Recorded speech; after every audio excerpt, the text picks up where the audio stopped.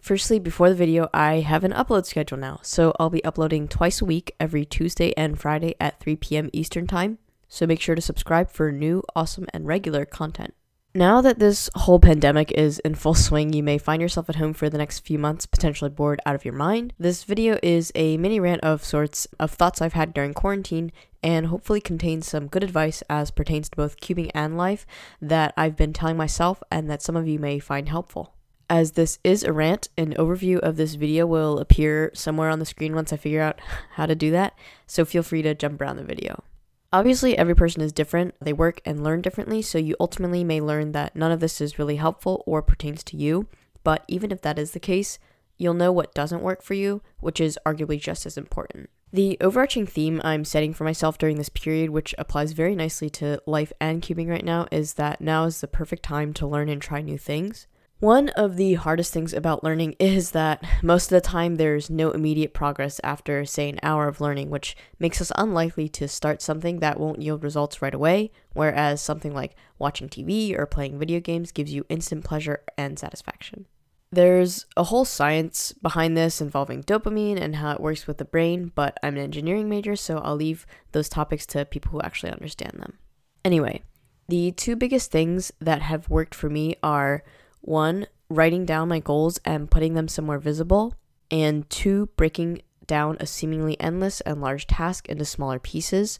For example, I have a few major goals for this summer, and I've written them on a post-it and have stuck it to the wall behind my desk so I can see them out of the corner of my eye. This mainly builds accountability for myself, and it reminds me of what I want to accomplish over the months. Secondly, one of my goals this summer is to self-teach myself a course so I can get credit for the class. Don't at me, it's a linear algebra class I was supposed to take freshman year, but I've been putting off. And the way I've been getting started is by breaking it down into small pieces. You've probably heard it a million times, but it really does work. This stems from the fact that the hardest part about a task is almost always just getting started, and by breaking it into smaller, manageable chunks, each thing seems less daunting. So for me, I've divided the course material into chapters and subsections, and I've planned for how many subsections and chapters a week I need to get through in order to finish the material in time for the credit exam. To apply this to cubing, there are some things I've been putting off for a very, very long time because they seem like huge tasks, when in reality, if I had just taken them one algorithm or one step at a time, I would be done. For example, I put off learning last layer algorithms, ZBLL specifically, for many, many, many years, but I started learning them almost on a whim about a year ago. And in the past year or so, I've learned over 100 ZBLLs by learning one alg every few days and practicing all of them.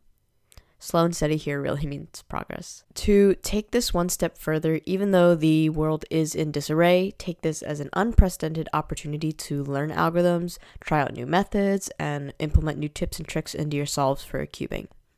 In the past, sometimes I would be wary of learning something new because it would be right before a competition, and as I plan to talk about in another video, you should not be learning algorithms or new things right before competitions.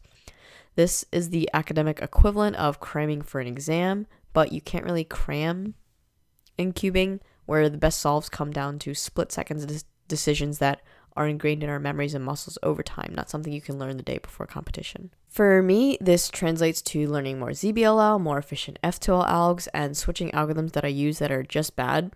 Literally a couple days ago, I switched a G-perm and the bad M-perm to better algs that I really should have learned in the first place, but it was easier to learn a bad alg, and I just never switched over.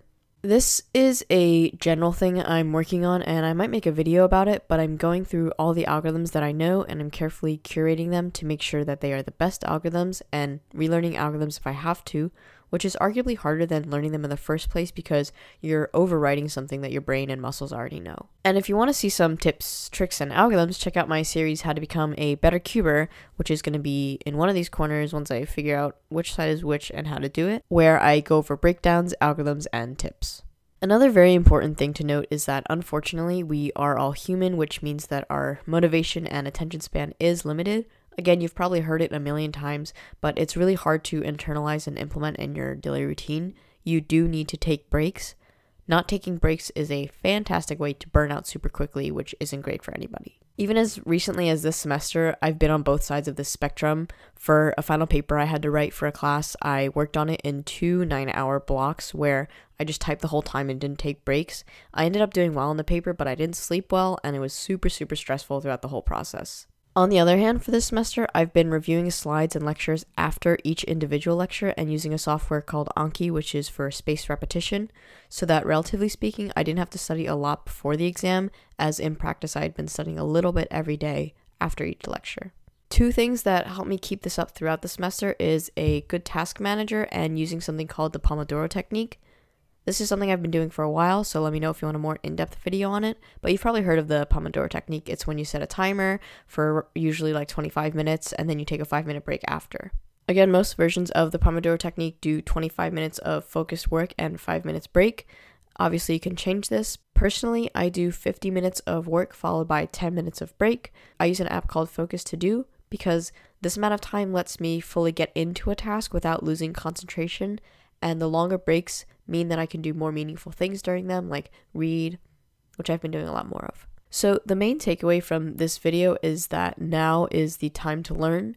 To facilitate this, you should write down your goals, break them into smaller chunks, and make sure to take breaks so that your brain can rest. Personally, I'll be making videos on tips for becoming a better and faster cuber, but it's ultimately up to you to watch the videos, digest the information, learn the content, and practice this information.